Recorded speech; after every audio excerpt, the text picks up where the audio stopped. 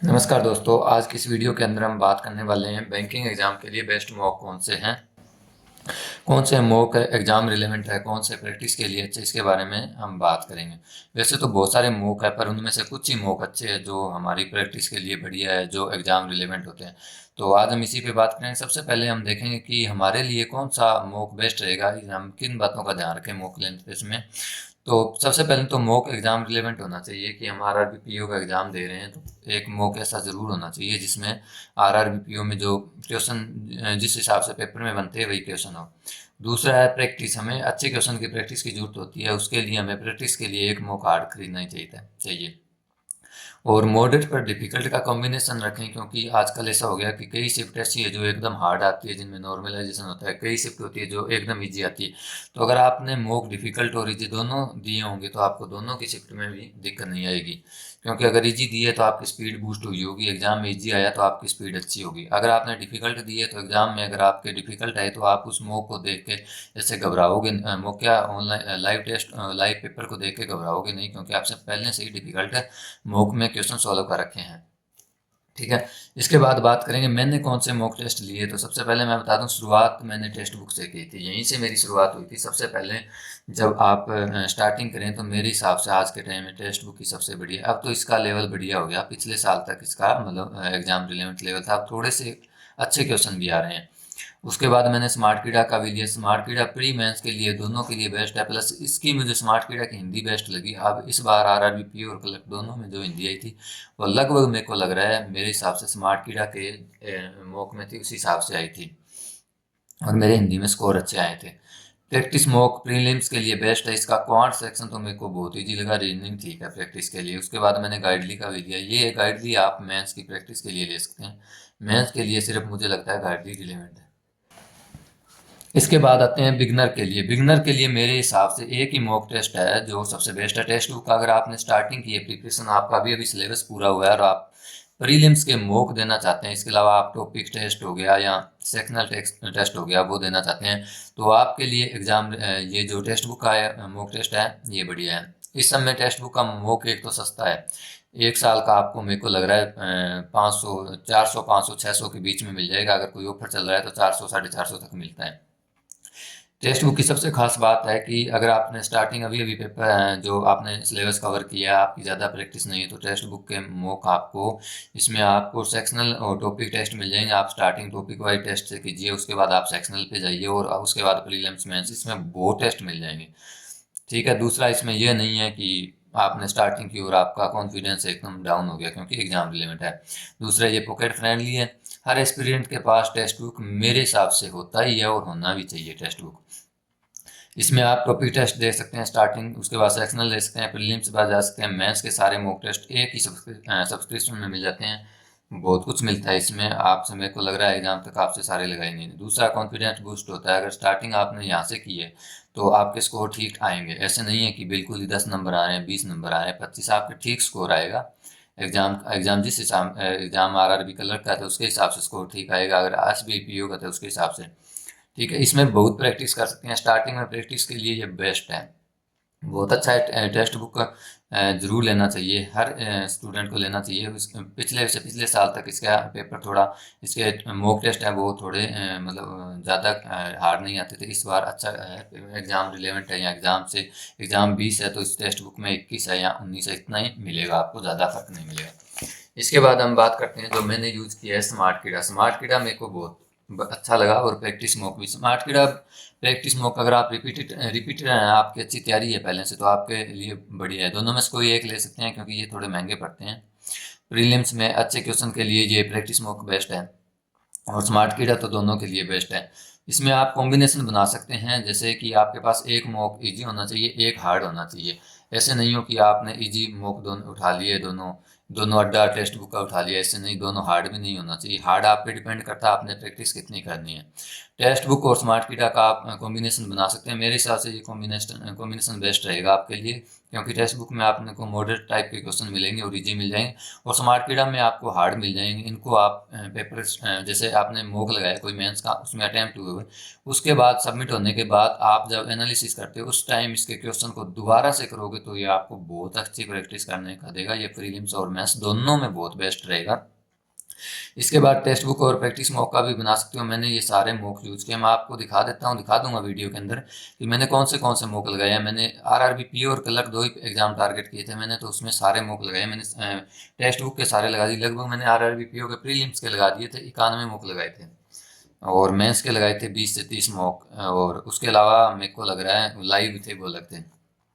ठीक है, इसको अल्टरनेट डे पर लगा सकते हैं आप। जब एग्जाम के पास हो, जब आपने मॉक लगाना हो, तो आप स्टार्टिंग में से कर सकते हैं कि एक दिन टेक्स्ट बुक का लगाया, उस दूसरे दिन एनालिसिस किया और उसको दोबारा सॉल्व किया, तीसरे दिन आप स्मार्ट कीड़ा का हार्ड मॉक उठा सकते हो, क्योंकि एक इजी हो जाएगा एक हार्ड। अगर हम इजी लगाते हैं तो हमको लगता है हाँ बहुत नंबर आ रहे हैं, अगर हम हार्ड लगाते हैं तो हमारा इससे कॉन्फिडेंस डाउन हो जाएगा। अगर आप दोनों का कॉम्बिनेशन रखेंगे तो आपको ये नहीं होगा कि ज़्यादा आ रहा है कम आ रहा है, एक में आपके 50 आ रहे होंगे, एक में आपके 60 आ रहे होंगे, तो आपको ऐसे लगेगा ठीक है, एक में 45 आएगा, एक में 55 आएगा, तो ये आपको ऐसे नहीं होगा नहीं मेरा 45 आ रहा है। ठीक है, प्रैक्टिस मॉक सस्ता है पर इंटरफेस अलग है इसका, थोड़ा इंटरफेस का। हाँ, टेस्ट प्रैक्टिस मॉक का ये थोड़ा अलग है, एग्जाम की तरह नहीं है बिल्कुल कि आप कहें कि एग्जाम की तरह है। ठीक है, उसके बाद स्मार्ट कीड़ा काफ़ी महंगा है पर एग्जाम रिलेवेंट है। स्मार्ट कीड़ा ले लेना भाई, महंगा तो है पर आपको प्रैक्टिस अच्छी करवाएगा। फिर हम बात करेंगे मेंस की। देखो मेंस सबसे ज़रूरी होता है, प्रीलिम्स हम निकाल लेते हैं, अगर मेंस नहीं निकला तो इसका कोई फ़ायदा नहीं है। और ये बात मैं सही बता रहा हूँ, मेरे मेंस अगर आपका जैसे आरआरबी पीओ में मैंने मेंस में बैठा हूँ पर नहीं निकला पिछले साल, क्योंकि मेरा जीए सेक्शनल रुक गया था, तो बहुत दुख होता है। आप मेंस की तैयारी साथ में लेके चलें, और मेंस की प्रैक्टिस बहुत ज़रूरी है, क्योंकि वहाँ पे आपको ये जो अपना प्रीलिम्स है ये अपने सिलेबस करेंगे तो उससे हमें सिलेबस में जैसे अपने सिलेबस कर लिया उसके बाद हमको लगभग आने लग जाते हैं, क्वेश्चन हो जाता है, स्पीड है मॉक के हिसाब से बढ़ जाएगी। फिर मेंस का जो आपको अच्छा खासा करना पड़ेगा प्रैक्टिस, और मॉक से भी अच्छा आपको मतलब कौन कौन से क्वेश्चन मेंस में अटेम्प्ट करना चाहिए ये सबसे बेस्ट होता है, ये आपको मॉक से बता देगा। मेंस के लिए अच्छी प्रैक्टिस के लिए आपने बहुत अच्छी प्रैक्टिस करनी है कि आप अटको ही मत, आपको क्वेश्चन आने चाहिए, आपने उठा लिया उस टाइप की। और आपने एसबीआई पीओ हो गया, आईबीपीएस पीओ वगैरह के एग्जाम हो गए या बहुत अच्छे लेवल के, जैसे ये जो LICAA होता है, उस टाइप के एग्जाम को आप कवर करें तो मेरे को लग रहा है कि ये आपके लिए ओनली गाइडली बेस्ट है। अच्छी प्रैक्टिस के लिए मैं कहूँगा कि गाइडली का मॉक आप जरूर लें। अगर आप रिपीटेटर हैं, आपने प्रीलिम्स की अच्छी तैयारी कर रही है, आप मेंस पे शिफ्ट होना चाहते हैं, मेंस की अच्छी तैयारी करना चाहते हैं, तो गाइडली लीजिए। गाइडली में आपको हर टाइप के क्वेश्चन मिलेंगे एग्जाम मॉक टेस्ट में, और अच्छा भी है। ठीक है, इसके लिए हार्ड शिफ्ट एग्जाम के लिए तैयार करें, गार्डली आपको हार्ड शिफ्ट के लिए तैयार करें, ये सबसे इंपॉर्टेंट है। आपको इस बार मैं बताता हूँ, मेरी हार्ड शिफ्ट आई थी, मेरे 55 अटैम्प्ट थे और मेरा स्कोर आया था 65, 65.5, पता नहीं 65.75 RRB पीओ में, क्योंकि बहुत हार्ड शिफ्ट थी। मेरे सही बताऊं, मेरे मॉक में आते थे 60 से 65 मार्क, वहाँ मेरे अटैम्प्ट नहीं होते। मेरे को लग रहा था कि मॉक में मेरे इतने आ रहे तो वहाँ 4-5 नंबर ज़्यादा रहेंगे, पर बहुत हार्ड। ऐसी शिफ्ट में क्या होता है, जिसकी कम प्रैक्टिस की होती है वो बच्चा घबरा जाता है और उसके अटैम्प्ट नहीं होता, वो रॉन्ग करने लग जाता है, उसकी पजल फंसने लगती है। पर जिसने अच्छी पहले से प्रैक्टिस की है उसके 55 भी अटैम्प्ट हुए, मेरे 55 हुए, मेरे 65 मार्क्स बने, क्योंकि मेरा जो जो तैयारी थी वो अच्छी थी। मैंने अटके बिना आराम से मतलब पजलें सॉल्व कर ली, मैंने सिलेक्टेड क्वेश्चन कर लिए, मेरे को जो DI दो सी वो सिलेक्ट करके क्वांट में कर ली उस टाइप। आपको इसमें मेंस में भी होती है और प्रीलिम्स में हार्ड शिफ्ट आ जाएगी, उसके लिए बेस्ट है। ठीक है, एग्जाम में पैनिक नहीं करो, देखो ये सबसे इंपॉर्टेंट है, ये आपका सिलेक्शन रोक सकता है। अगर आपको हार्ड शिफ्ट आ गई और आप एग्जाम में पैनिक कर जाते हैं तो आपके, मेरे को लग रहा है हर सब्जेक्ट में 102 नंबर गिर जाते हैं। और अगर आप स्टार्टिंग जैसे RRB कलर के यहाँ पीओ का एग्जाम है जिसमें आपका स्टार्टिंग रीजनिंग सेक्शन खुलता है, इसमें आपने स्टार्टिंग के पहले सेक्शन रीजनिंग में आपकी पजल खराब हुई तो आपके बाकी चार है ना, जैसे इंग्लिश हो गया, GE हो गया, कंप्यूटर हो गया, क्वांट हो गया, वो चारों सेक्शन खराब जाएंगे। पहला सेक्शन आपका खराब हो जाता है तो आपकी उसके बाद स्पीड अपने आप डाउन हो जाती है। इसलिए आप गाइडली, अगर आप रिपीटेटर हैं, आप अच्छी प्रैक्टिस करना चाहते हैं, आप पहली बार में मेंस निकालना चाहते हैं, तो गाइडली जरूर लीजिए। क्या गाइडली में प्रीलिम्स के भी अच्छे मौके हैं, मेंस की अच्छी प्रैक्टिस होगी सबसे। बस स्टार्टिंग में गाइडली करोगे तो डिमोटिवेट कर देगा भाई, स्टार्टिंग में गाइडली मत लेना, ये मेरी सलाह है। अगर आप लो तो आपका अच्छा सिलेबस कवर किया हुआ, आपने मेंस की क्लासें लगाई हुई, तो आप स्टार्टिंग या फिर आप एग्जाम से 3-4-5 महीने पहले गाइडली का लगाओ, क्योंकि उस टाइम आपको डिमोटिव नहीं होगा। और आपका एग्जाम का 2 महीना रहे, आप गाइडली का मुंह उठा के बैठे हैं, आपका सिलेबस ज़्यादा कवर किया नहीं हो, गाइडली लगाओ, आपके नंबर आएंगे 25, तो आप डिमोटिव। ये मेरे साथ हुआ था, मेरा RRB पीओ में 27 मार्क्स आए थे गाइड लिखा, मैंने स्टार्टिंग में मॉक उठा लिया, नया टेक्स्ट बुक उठाया, बस उसके बाद मेरा कॉन्फिडेंस डाउन। फिर मैंने टेक्स्ट बुक लिया, टेक्स्ट बुक से तैयारी की, मैंने जो सेक्शनल टॉपिक वाइज ये लगवाए। उसके बाद मैंने दोबारा गाइडली पे मेंस के लिए, गाइडली के मेंस भी मैं वैसे मॉक नहीं लगाता, सबमिट करके और सारे क्वेश्चन सॉल्व करता था जितने मेरे होते। उसके बाद मैं सॉल्यूशन मेरे को बात से समझ आता तो ठीक है, नहीं मैं उनके मतलब छोड़ देता था। लगभग मैंने मेंस की प्रैक्टिस कर ली। तकड़े लेवल की प्रैक्टिस के लिए बेस्ट है मेरी सलाह, आप एक तो टेक्स्ट बुक ले लो अगर मैं अपनी राय दूं, दूसरा आप स्मार्ट कीड़ा ले सकते हो तो ले लो, और यहाँ गाइडली ले लो। ये अड्डा वगैरह इन पे आप मत करना, क्योंकि अड्डा के बहुत मॉक जो है लेवल उनका डाउन है। दूसरा उनका जो एक कि मेरे को लग रहा है मैंने मॉक दिए थे, मेरे को साल हो गया पहले मॉक दिए थे मैंने, इस बार तो अब तो नहीं दी। उस टाइम इसमें मतलब गलतियां बहुत आती थी मॉक टेस्ट में। तो आप मेरी सलाह टेक्स्ट बुक स्मार्ट कीड़ा ले लो, मॉक अच्छा होना चाहिए, एक मॉक अच्छा जरूर होना चाहिए। एक मॉक ऐसा लो जो आपका कॉन्फिडेंस बूस्ट करे, और एक मॉक ऐसा लो जो आपको मतलब अच्छी प्रैक्टिस करवाएं, ताकि आपको ऐसे भी नहीं हो मेरे मार्क्स नहीं बने, ऐसे भी नहीं हो कि आपकी हार शिफ्ट है तो आप वहाँ सर्वाइव ना कर पाएँ।